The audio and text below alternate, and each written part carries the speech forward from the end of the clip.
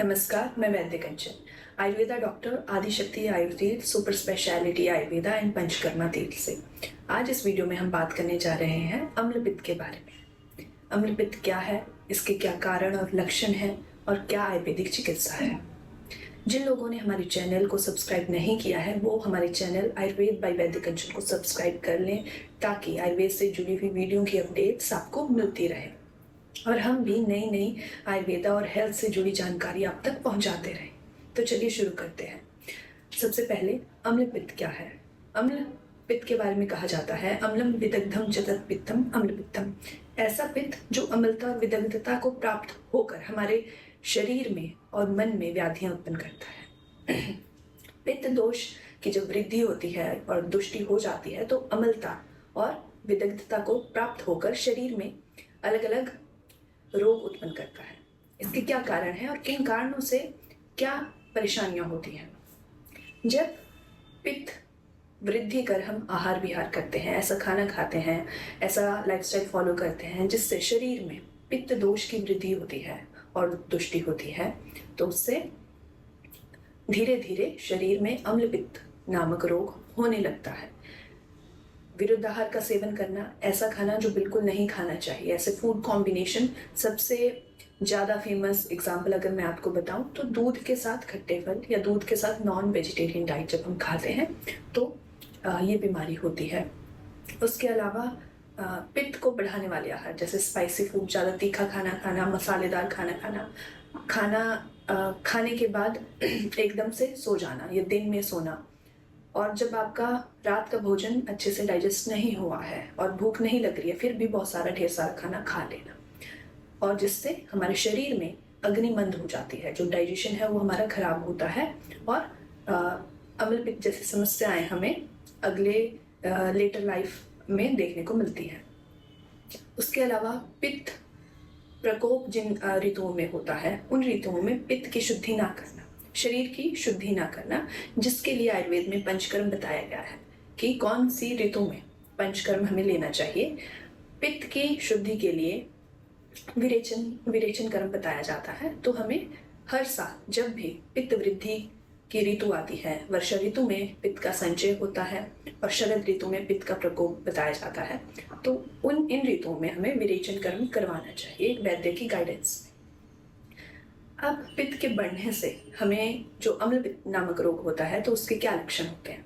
सामान्य लक्षणों की बात करें, शरीर में जो खाना हम खाते हैं वो अच्छे से नहीं पच पाता, खट्टी डकारें आती हैं, मुंह कड़वा रहता है, बिना परिश्रम किए, बिना मेहनत किए हमें थकान महसूस होती है, नींद बहुत अधिक आती है, शरीर भारी रहता है, आपके गले में चेस्ट एरिया में जलन ज़्यादा रहती है, सिर में दर्द रहता है, आंखों में जलन होती है। ये सारी चीज़ें सामान्य लक्षणों में देखने को मिलती हैं।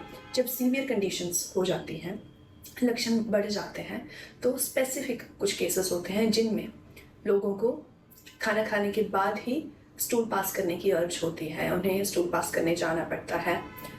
जैसे ही स्टूल पास करते हैं तो स्टूल का कलर हरा, पीला या नीला या काला इस रंग का हमें देखने को मिलता है, उसमें फाउल स्मेल देखने को मिलती है, कोट रोग हो जाता है, अर्टिकेरिया हो जाता है, मूर्छा, भ्रम और मोह जैसी समस्या भी इसमें देखने को मिलती है। और कुछ लोगों को वॉमिटिंग ज़्यादा होती है, उसके बाद ही उनको लक्षणों में आराम मिलता है। वॉमिटस का कलर जो अगेन हरा, पीला या नीला हमें देखने को मिलता है। इन केसेस में सिर में दर्द ज़्यादा रहती है, जो दृष्टि है, आंखों की रोशनी हो, कमज़ोर होती है। पित्त के बढ़ने से शरीर में कंपन ज़्यादा होती है, मुंह से थूक बार बार आता है, शरीर में जकड़न बहुत ज़्यादा होती है। ये सारी चीज़ें अम्लपित्त में देखने को हमें मिलती है।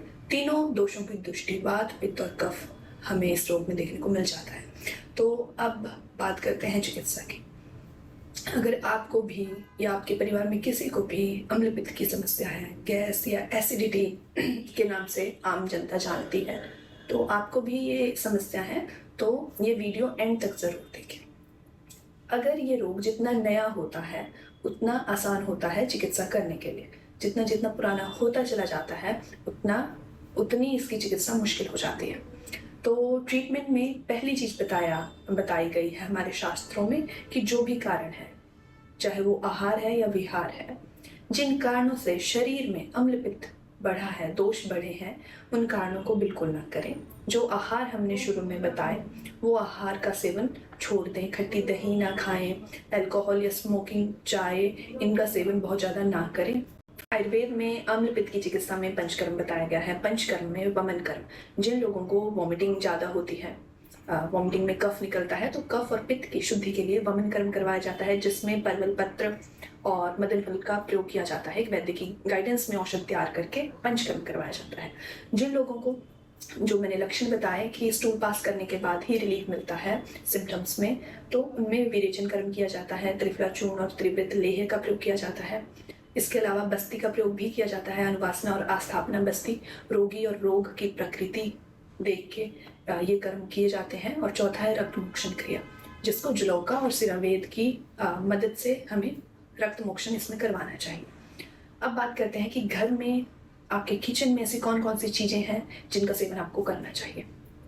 कुछ काढ़ों का प्रयोग बताया गया है, जैसे आपको यव, पिपली, परवल पत्र, इनका काढ़ा बनाना है। जैसे आप काढ़ा बनाते हैं तो उसको ठंडा होने के बाद उसमें शहद मिला के या इसका सेवन आपको करना चाहिए। यव आपके जौ हो गए, बार्ले हो गया, पिपली आपका पाइपर लौंगम हो गया, और आपका परवल पत्र, पॉइंटेड गार्ड जो सब्जी आती है उसके पत्ते हो गए, तो इसका प्रयोग आपको करना है। उसके अलावा खाने में मिश्री और घी ज़रूर शामिल करें। सौंफ और मिश्री का सेवन आप खाना खाने के बाद कर सकते हैं। फलों में नारियल पानी आप ले सकते हैं, अनार का जूस या अनार आप खाएं तो वो बहुत अच्छा है। सफ़ेद पेठे का जूस भी आपके लिए बहुत अच्छा है। जौ और गेहूँ दोनों खाने के लिए उत्तम है। इस समस्या में गुलकंद को अपनी डाइट में शामिल करें। उसके अलावा गाय का दूध, गुड़ और पिपली से बना हुआ घी का सेवन करने की सलाह दी जाती है इसमें। उसके अलावा गुड़, कुष्मांड, खंड आमलकी और कंसहरित जैसी औषधियाँ वैद्य के सलाह के अनुसार अपने डाइट में आप शामिल कर सकते हैं। धनिए की तासीर ठंडी होती है, इसलिए धनिए को अपने डाइट में शामिल करें। सब्जियों में डाल सकते हैं। धनिए का पानी आप पी सकते हैं। धनिए को रात को भिगो के पानी में रखना है और सुबह उसको मैश करके छान के वो पानी आप पी सकते हैं। इसके अलावा अगर मैं औषधियों की बात करूं तो औषधियों को हमेशा एक आयुर्वेदिक डॉक्टर या वैद्य आयुर्वेदाचार्य की सलाह से ही औषधियों का प्रयोग करें। हमारे शास्त्रों में जैसे चरक संहिता, सुश्रुत संहिता और योग रत्नाकर, इनमें बताया गया है कि इस रोग में अभिपत्तिकर चूर्ण, सूत शेखर रस, कामदूधा रस जैसी औषधियों का प्रयोग करना चाहिए। और ध्यान रहे जो आपका स्ट्रेस है और मेंटल हेल्थ है उस पर भी ध्यान देना बहुत ज़रूरी है।